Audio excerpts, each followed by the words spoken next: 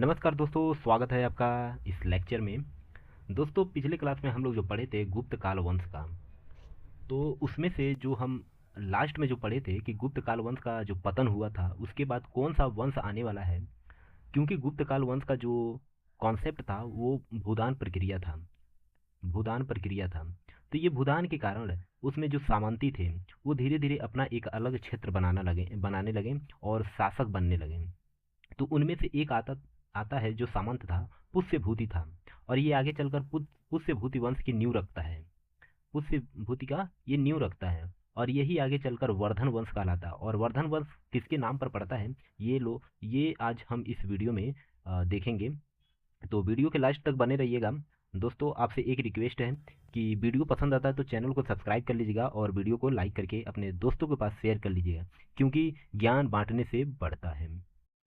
तो चलिए शुरू करते हैं। हम लोग जो पढ़ने वाले हैं वो है पुष्यभूति वंश, जिसको वर्धन वंश बोलते हैं। और ये 647 ईस्वी से शुरू होता है।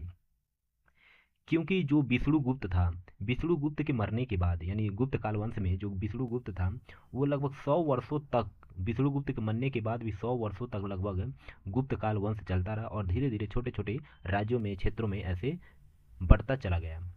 तो उसमें से जो सामंती निकला था वो था पुष्यभूति था, और आगे चलकर ये पुष्यभूति वंश का नींव रखता है। तो हमको ये पुष्यभूति की जो एविडेंस मिलता है, हमको मिलता है बाणभट्ट की रचना जो थी। ये बाणभट्ट एक लेखक थे। इनकी जो रचना थी हर्षचरित्र और चीनी यात्री। हर्षचरित्र इनका था, बाणभट्ट का था। लेकिन एक चीनी यात्री जो आया था भारत में, वेन सांग, इसकी जो यात्रा थी, इसकी इसकी किताबों में इसका जिक्र मिलता है पुष्यभूति वंश का। तो इन दोनों के जो किताबों में जो जिक्र मिलता है पुष्यभूति वंश का, तो उसको हम देखेंगे और पढ़ेंगे। तो इसी एविडेंस के आधार पर इस इतिहास की रचना जो पुष्यभूति वंश की हम लोग पढ़ते हैं। पुष्यभूति का जो पुत्र था वो था प्रभाकर वर्धन। इसका जो पुत्र था प्रभाकर वर्धन, और प्रभाकर वर्धन के नाम पर ही हर्षवर्धन वर्धन वंश पड़ता है। वर्धन वंश का कहलाता है। पुष्यभूति वंश को बार बार हर्ष आ रहा है, वर्धन वंश कहते हैं। पुष्यभूति वंश को वर्धन वंश कहते हैं। और इसका जो क्षेत्र है कहाँ से कहाँ तक फैला था ये आप देख सकते हैं। ये हरियाणा से लेते हुए और मध्य प्रदेश, ऐसे बंगाल तक फैला हुआ था। यूपी बिहार को ऐसे कैप्चर किया था। तो इसका जो राजधानी था ये थानेसर था, जो आज के टाइम में हरियाणा में है। थानेसर आज के टाइम में कहाँ पर है? हरियाणा में है। हरियाणा में। तो इसका वर्धन साम्राज्य का अधिकतर जो हिस्सा था वो था उत्तर और उत्तर पश्चिमी भारत के हिस्सा। तो उत्तर पश्चिमी भारत के अधिकतर हिस्सा था वर्धन साम्राज्य का। और पूरब में कामरूप से और दक्षिण में नर्मदा नदी तक फैला हुआ था। तो इसका जो है पूरब की बात करें तो कामरूप से और नर्मदा नदी तक ये फैला हुआ था इसका साम्राज्य। तो उम्मीद करता हूँ कि यहाँ तक तो आप समझ गए होंगे। अगर नहीं समझ आता है तो वीडियो को थोड़ा फिर से रिप्ले करके आप देख सकते हैं। जो प्रभाकर वर्धन था इसके 3 पुत्र थे। कौन कौन थे? राजश्री, राजवर्धन और हर्षवर्धन। ये राजश्री जो था ये एक पुत्री थी। इसके एक पुत्री और 2 पुत्र थे, राजवर्धन और हर्षवर्धन। तो प्रभाकर वर्धन के 3 पुत्र थे, राजश्री, राजवर्धन और हर्षवर्धन। प्रभाकर की जो पुत्री थी वो प्रभाकर की जो पुत्री राजश्री थी, इसका विवाह यूपी के कन्नौज ग्रहवर्मन से विवाह होता है। तो यूपी में जो कन्नौज है, यूपी के कन्नौज, वहाँ के जो एक शासक था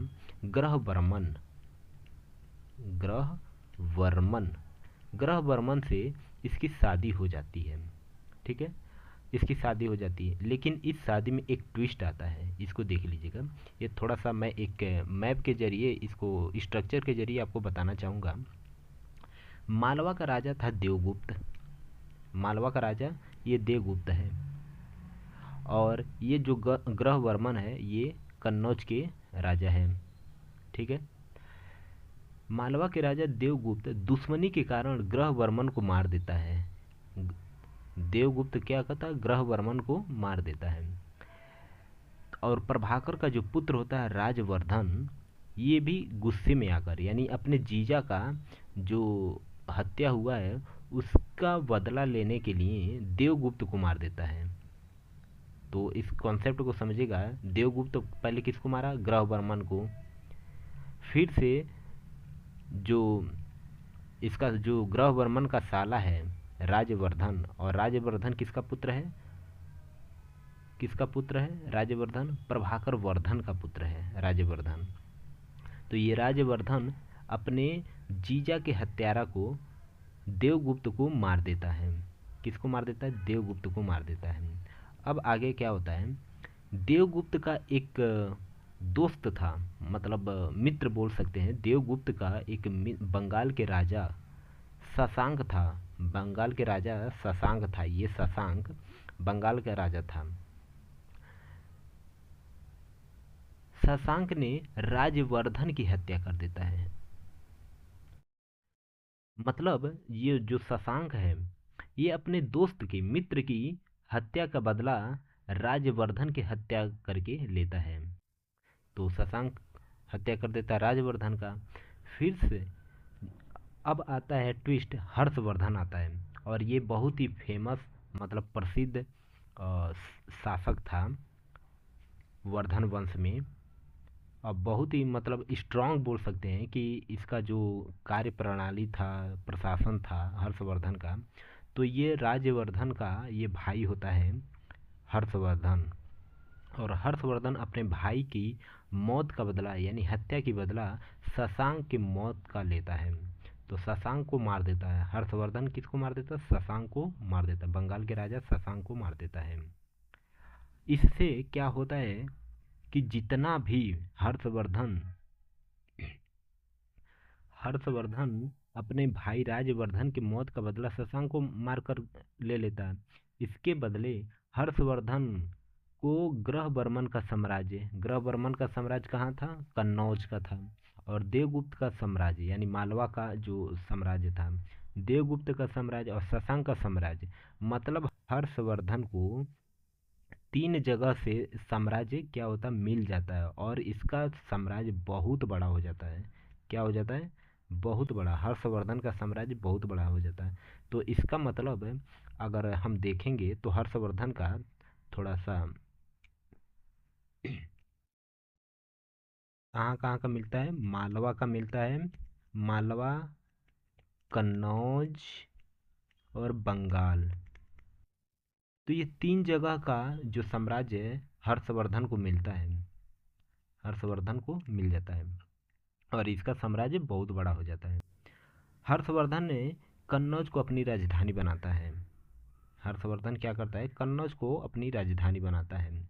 ऐसा इतिहास में मतलब बताया गया है कि कुंभ मेला का आयोजन हर्षवर्धन ने ही 606 से 647 ईस्वी में करवाया था। कुंभ मेला का आयोजन ऐसा नहीं कि ये पहली बार ये शुरू करवाया था। ये था कि हर्षवर्धन से पहले भी ऐसे कुंभ मेला का आयोजन होता था, ऐसे पुराणों में लिखा गया है। लेकिन ये आयोजन एक एविडेंस के रूप में ऐसे वेनसांग जब एक चीनी यात्री था उसकी किताबों में ऐसे जिक्र मिलता है कि कुंभ मेले का आयोजन हर्षवर्धन ने करवाया था। ठीक है। कन्नौज में देखिए कुंभ मेला कहाँ कहाँ पर होता है, हरिद्वार में होता है, प्रयागराज में होता है, नासिक में होता है और उज्जैन में होता है। और इसका एक किताब था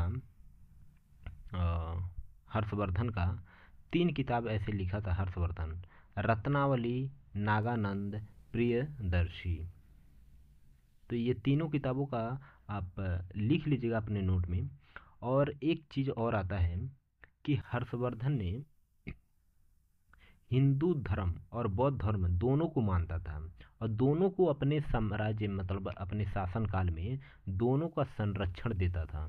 हिंदू धर्म को भी और बौद्ध धर्म को, दोनों को संरक्षण देता था। और कन्नौज में ऐसे मतलब वेन सांग के अध्यक्षता में, वेन सांग जब भारत में आया था, एक चीनी यात्री था, तो कन्नौज में एक बौद्ध समिति सम्मेलन हुआ, जिसका अध्यक्ष कौन था? अध्यक्ष वेन सांग था। वेन सांग, इसका अध्यक्ष वेन सांग था।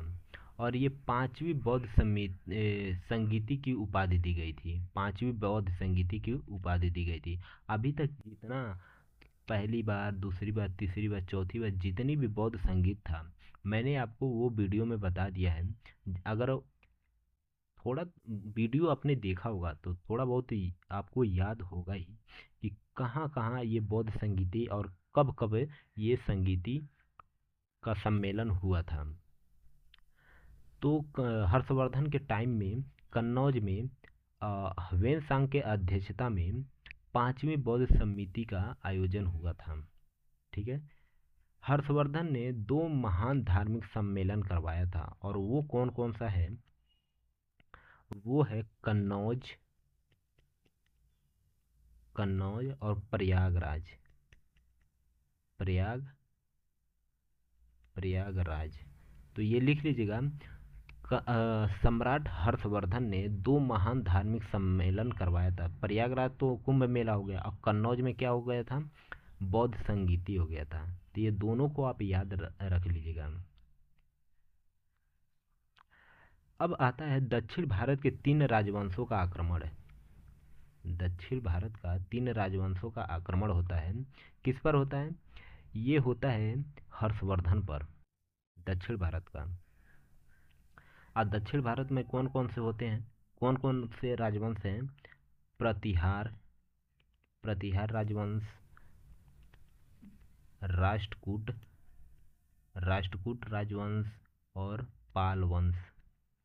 तो ये जो तीनों होते हैं, ये तीनों हर्षवर्धन यानी कन्नौज साम्राज्य को हड़पने के लिए ये तीनों मिलकर हर्षवर्धन पर आक्रमण बोल देते हैं।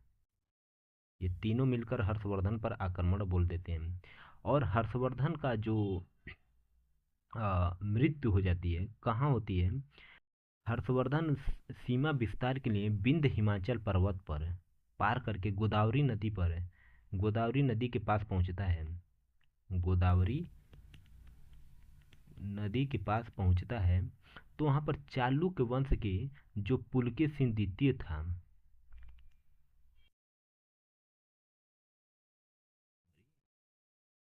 पुलकेशिन पुलकेशिन द्वितीय था। देखिए, शुरू से बताता हूँ। हर्षवर्धन अपना साम्राज्य विस्तार करने के लिए विंध्य हिमाचल पर्वत को पार करके, विंध्य हिमाचल पर्वत कहाँ पर है? ये एमपी में है। तो इसको पार करके गोदावरी नदी के पास पहुंचता है, यहाँ पर गोदावरी नदी के पास पहुंचता है। तो दक्षिण भारत का जो चालुक्य वंश था, उस समय उसके समकालीन कौन था? चालुक्य वंश चल रहा था। तो उस चालुक्य वंश का जो शासक था पुलकेशिन द्वितीय, उसने क्या करता है? हर्षवर्धन पर आक्रमण कर देता है, अटैक कर देता है। हर्षवर्धन पर क्या कर देता है? अटैक कर देता है। और अटैक करने उसी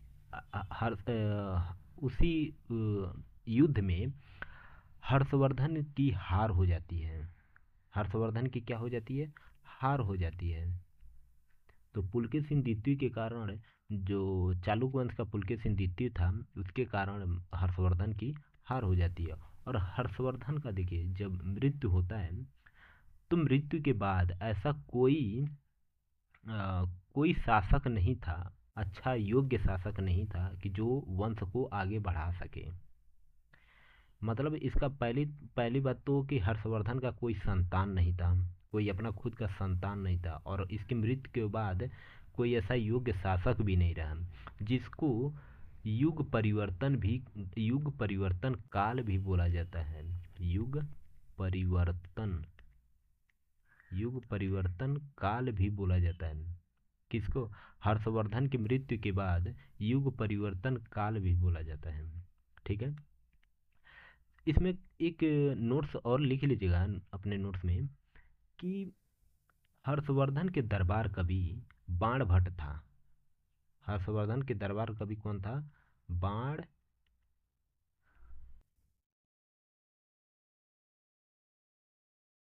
बाणभट्ट।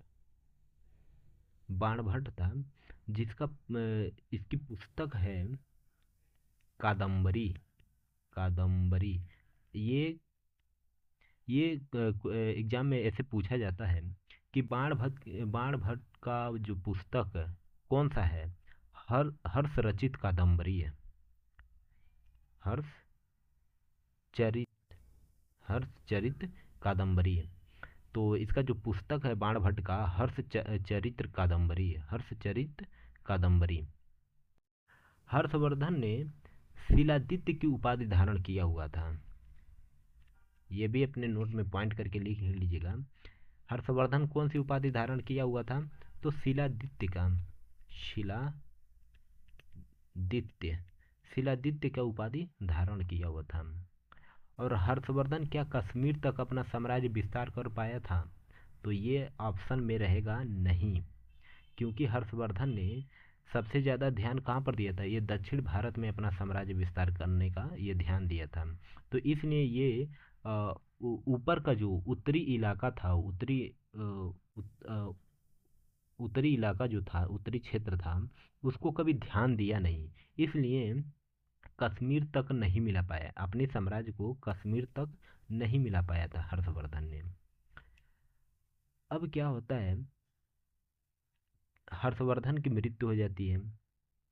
ठीक है। हर्षवर्धन की मृत्यु के बाद ये जो दक्षिण भारत का हम लोग इतिहास पढ़ेंगे इसके बाद, हर्षवर्धन की मृत्यु हुई तो कन्नौज साम्राज्य को हड़पने के लिए जो हम अभी आ, तीन राजवंश के बारे में अभी जो मैंने बताया है कि तीन राजवंश आते हैं कन्नौज साम्राज्य को हड़पने के लिए। प्रतिहार वंश, राष्ट्रकूट वंश, पाल वंश।